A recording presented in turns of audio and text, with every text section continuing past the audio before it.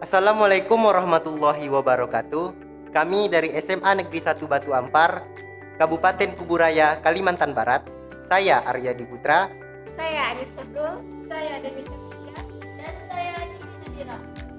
Kami akan melakukan praktikum Isolasi DNA pada buah.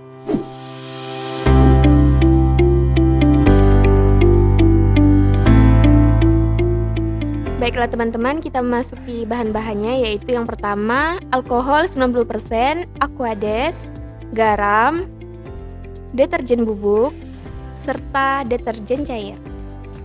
Oke teman-teman, alat-alat yang akan kita gunakan yaitu blender, kertas saring, pisau, batang pengaduk, pipet, stopwatch, gelas beker, corong, gelas ukur, tabung reaksi, timbangan, dan kain saring. Perlengkapan yang akan kita gunakan sebelum memulai praktikum adalah jas lab, sarung tangan, dan masker. Pertama-tama, timbang cabai sebanyak 23 gram. Kemudian masukkan ke dalam blender dan tambahkan air sebanyak 100 ml. Kemudian blender hingga halus.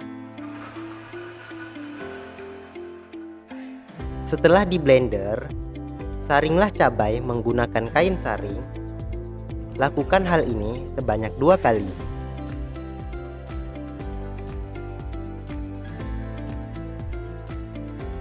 Setelah itu, saringlah cairan cabai menggunakan kertas saring. Lakukan hal ini sebanyak 2 kali.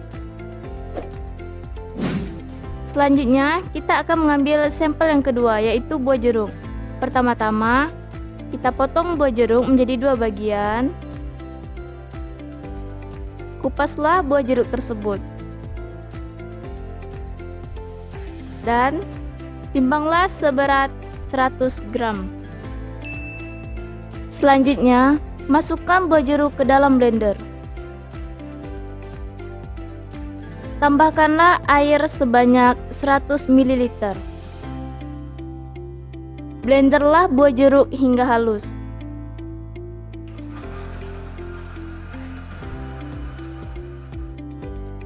Setelah diblender, cairan buah jeruk tersebut disaring menggunakan kain saring. Lakukan hal ini sebanyak 2 kali. Lalu, lakukanlah hal yang sama menggunakan kertas saring sebanyak 2 kali. Yang ketiga, sampel tomat. Timbanglah tomat sebanyak 100 gram. Lalu, potong buah tomat menjadi 2 bagian. Setelah itu, masukkan tomat ke dalam blender dan tambahkan 100 ml air. Lalu, haluskan tomat tersebut menggunakan blender.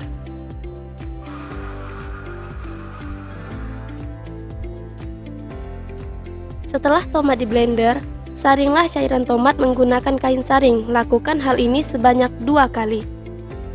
Lakukan hal yang sama pada kertas saring dan lakukan sebanyak 2 kali juga.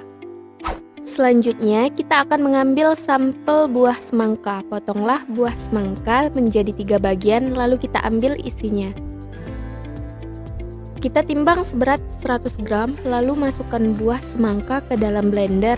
Isilah dengan air sebanyak 100 ml, lalu blender buah semangka hingga halus. Setelah buah semangkanya di blender, kita masukkan ke dalam gelas beker, lalu kita saring menggunakan kain saring. Dan saring kembali dengan kertas saring sebanyak 2 kali. Timbang garam sebanyak 3 gram. Kemudian tambahkan ke dalam larutan cabai. Aduk hingga merata. Kemudian masukkan 10 ml cairan cabai ke dalam gelas ukur. Buatlah sampel menjadi 2. Timbanglah garam sebanyak 3 gram.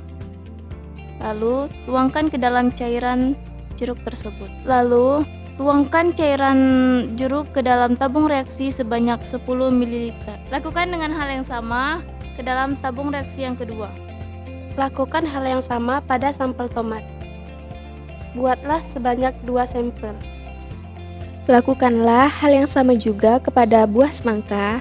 Buatlah 2 sampel. Masukkan deterjen bubuk Serta deterjen cair ke dalam masing-masing sampel. Aduk hingga merata tanpa menimbulkan busa.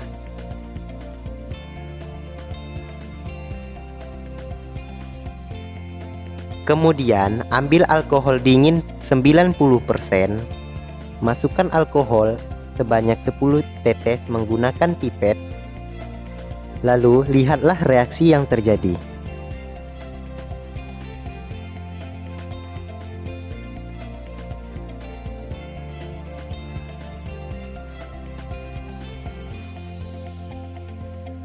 Lakukan hal yang sama pada masing-masing sampel.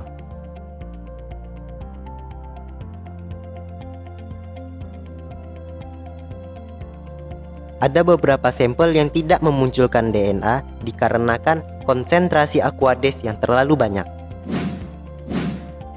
Lakukan juga hal yang sama pada sampel deterjen cair, kemudian lihatlah reaksi yang terjadi.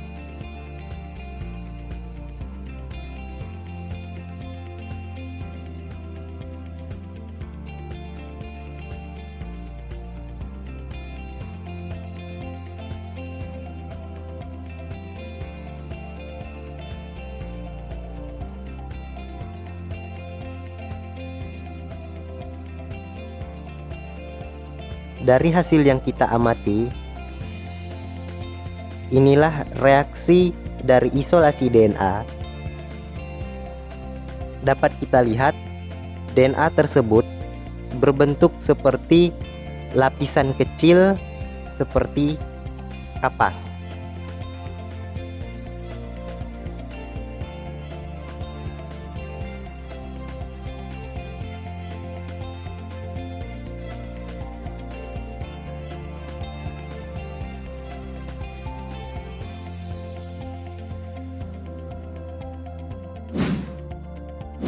Jadi, dari hasil praktikum yang telah kami lakukan, dapat disimpulkan bahwa isolasi DNA pada dasarnya yaitu merusak dinding dan membran sel, dan juga membran inti. Perusakan ini dapat dilakukan dengan cara memblender, menggerus, atau yang lainnya. Namun, dalam praktikum yang telah kami lakukan digunakan dengan cara pemblenderan. Lapisan filtrasi buah selalu berada di bagian paling bawah karena filtrasi ini memiliki konsentrasi yang tinggi. Lapisan DNA buah berada di bagian tengah karena DNA sangat ringan dan mengambang. Sedangkan lapisan alkohol berada di bagian paling atas karena massa jenisnya lebih ringan. Dan ternyata, isolasi DNA pada buah menggunakan deterjen cair atau sunlight lebih menampakkan benang-benang halus DNA daripada menggunakan deterjen bubuk atau daya. DNA dapat diisolasikan dari sumber DNA berupa buah, penambahan larutan seperti garam, deterjen, dan alkohol untuk membantu presipitasi DNA. Hasil DNA sangat berpengaruh pada jenis buah. Hal ini terbukti dari hasil pengamatan. Pada masing-masing buah didapatkan hasil yang berbeda. Sekian dari kami. Wassalamualaikum warahmatullahi wabarakatuh.